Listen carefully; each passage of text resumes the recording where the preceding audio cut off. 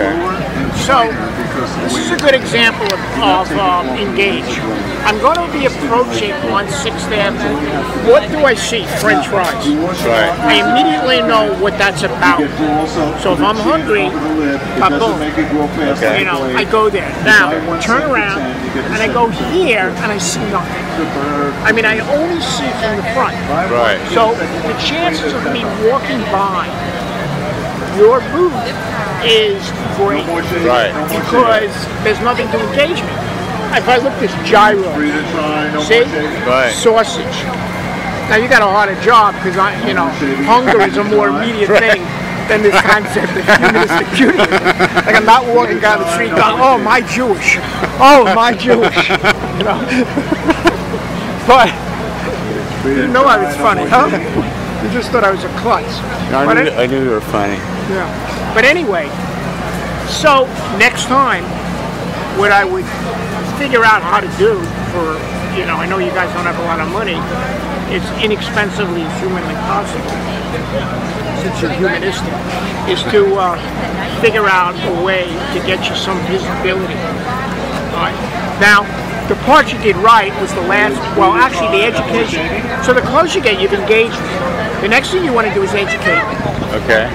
And you did that okay, because there was somebody there. In the store, it's different. There's usually nobody there. You shelf strip, stuff like that. But Abigail was there to educate me. I asked a question, she was there to educate me. You still might want to do something over there that tells me, and that's why I was interested in what is humanistic Judaism. Over there, you're pointing to the bottom of the table, or something here. So you kind of did it here. Right. You defined yourself here, cultural option for Jewish identity. Right. Which to me, I'm not sure what that means, and that's something we can talk about, like in one of our meetings. But it's defining. It's a chance to be a Jew without practicing a religion. It's a chance. I don't know what. That I'd almost like to write a line. I got a lot. That's a good one. A chance to be Jewish without actually practicing the religion. Yeah, without being, yeah. But I need, and you've done that here. I would again look at it this way, though.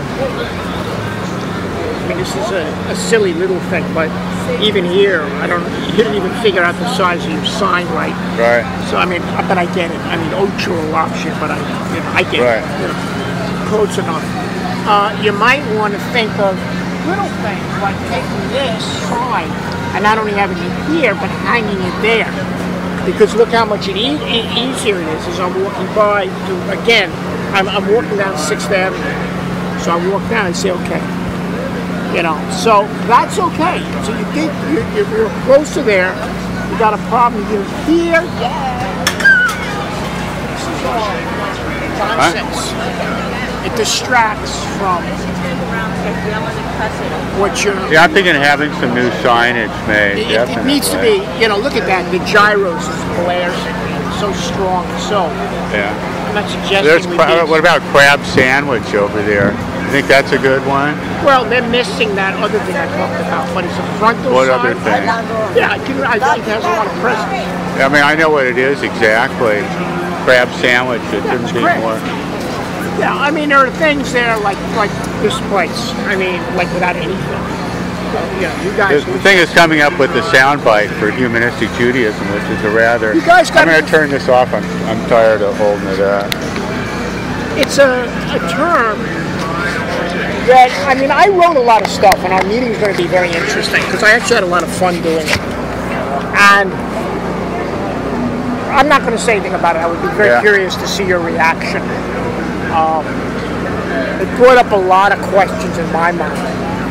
But I think the first thing you've got to do is define why as a Jew in New York I should join you guys. I mean, I don't have a lot of problem living in New York with my Jewish identity, frankly. So much that I don't have a problem that it's not even an issue.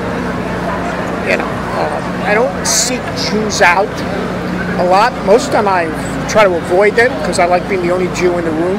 Really? Oh, I love it. That's pretty weird. Yeah, we're smarter, we're brighter, we're fun of you. You know, people look and say, hey, yeah, he's a Jew, you know. Some of my best friends are Jewish. Yeah, right. So, right, yeah. No. That's just kidding. And I find your organization great. There's just so much about us that we don't know, because the only way through our people was through the synagogue. And in our life, it's been, like I think I told you, I went to, they were trying to teach me how to read and speak Hebrew.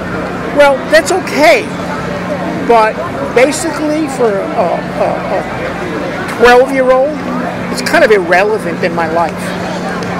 You know, what I did find relevant was when I went to reform school and I learned about the history and the people. Even though it still had God, I didn't mind God so much.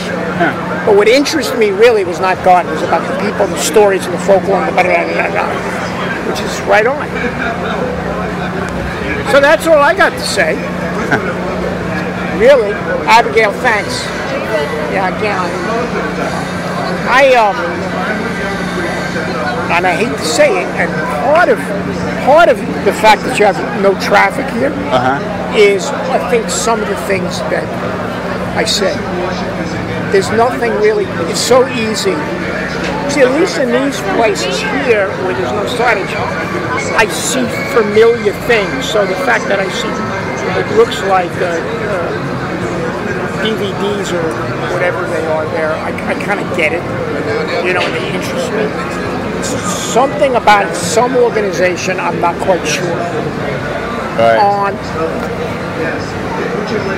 you know, so next one. How long is this thing? Do you think Get Your Jew On, a sign like that in the back there, Get Your Jew On, so people would know immediately what it was? You think that's too flippant, right? Well, I'm scared of it. There's something about the word Jew that frightens me. Jewish, it's weird. I don't know why that is. Jewish, it's something about it. I don't even know whether you're a Nazi organization or a Jewish organization. Yeah. There's something about that scares me. I don't know why.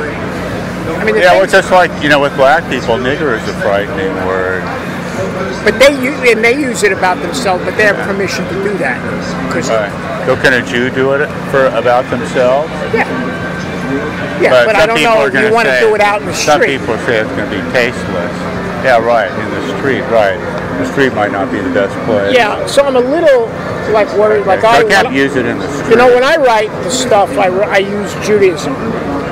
Because, I don't know, it sounds, I mean, that Judaism, it sounds even more than Jewish. Judaism, to me, is almost a philosophy of life, as opposed to Jewish, which is kind of a birth accident. Do you know what I mean? Yeah. I'm with you. There's a little bit of a distinction. But Get Your Jew On is flippant and uses it in such a way that even if Jew is But that's the message that has to be put across. Well, what did I say? I forgot. So we don't forget. What was that I just threw out? Practice today? Yeah, when I walked up and I said, it's a way to practice. It's a way to be Jewish without being. Well, it's a way to be Jewish without being religious. It's a way to. Oh yeah, I'm going to write it down.